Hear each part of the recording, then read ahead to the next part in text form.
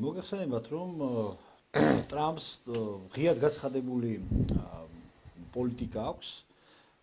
მას სურს, რომ გრენლანდია გახდეს ამერიკის ნაწილი, მას სურს, რომ კანადა გახდეს ამერიკის ნაწილი, მას სურს, რომ მექსიკის სრუტე იყოს ამერიკის სრუტე, მას სურს, რომ ეგრეთ წოდებული მიგრანტები აღარ შევიდნენ ამერიკის შეერთებული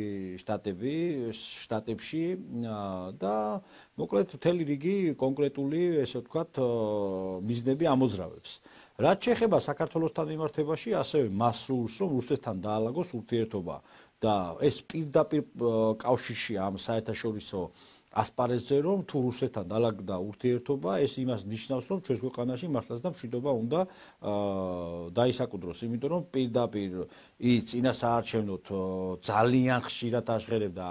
იმ მესიჯს, რომ ის მოვიდოდა თუ არა ომს დაამთავრებდა რუსეთსა და უკრაინის შორის ომს გულისხმობ 24 საათში,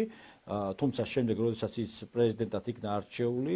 ეს არ უარყო ეს კონკრეტული დაპირება და თქვა, რომ აუცილებლად დაამთავრებს ამ ომს, ოღონდ ეს ომი დამთავრდება 6 თვის განმავლობაში, ესაც დააკონკრეტა. ანუ მისი კონკრეტული მესიჯები ცხადყოფს, რომ მას სურვილი აქვს, რომ დამყარდეს მშვიდობა ქვეყანაში. ის არაფერს, ესე ვთქვათ, არ მოუწოდებს რომელიმე რაღაცა ქვეყანას, რომ იომონ, როგორც ტრამპის ადმინისტრაცია მოგეხსენებათ თუ როგორ კვახე განცხადებებით და მწვავე განცხადებებით გამოდიოდა ხოლმე, მაგალითად ესე ვთქვათ, ტრამპის უпроსტად ბაიდენის წარმომადგენლები და ხშირად იძახდნენ ხოლმე, რომ უნდა მთელი ევროპული სახელმწიფოები ჩართეს, მოგეხსენებათ, აი ამ ომში და მოხალისეებს თუ რამხელა პროპაგანდას უწევდნენ, რომ ჩართული იყვნენ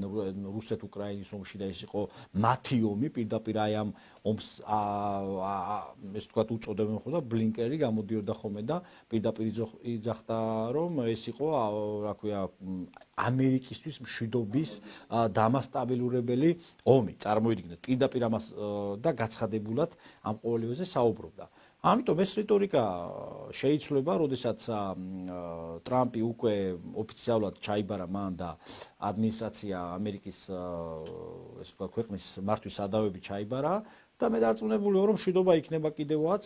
პუტინსა და ტრამპს შორის, როდესაც პირველი შეხვედრა შედგება, იქ უკვე გაცხადდება რეალურად, რომ ეს მოლაპარაკებები, ესე ვთქვათ, დასტაბილურდება, რა თქმა უნდა, თქვენ სწორად ბრძანებთ, რომ გეოპოლიტიკურად, რა თქმა უნდა, ყოველთვის იმპერიებს თავისი გეოპოლიტიკური ამბიციები და მიზნები ამოძრავეთ, მათ შორის ამერიკასაც, რა თქმა უნდა, და ეცდება, რომ მაქსიმალურად სადავეები, ესე ვთქვათ, სადავეები თან კონდეს. თუმცა აქ ბაიდენის ადმინისტრაციასა და ტრამპის ადმინისტრაციას შორის აბსოლუტურად განსხვავებები არსებობს. ტრამპის ადმინისტრაცია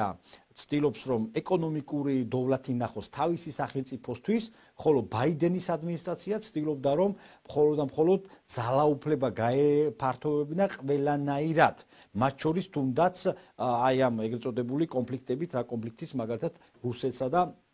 უკრაინას შორის მიმდინარეობს. ამიტომ ეს განსხვავებული მართლობაა, ქვეყნის მართლობაა და ჩვენ რა თქმა უნდა გვაწყობს ეს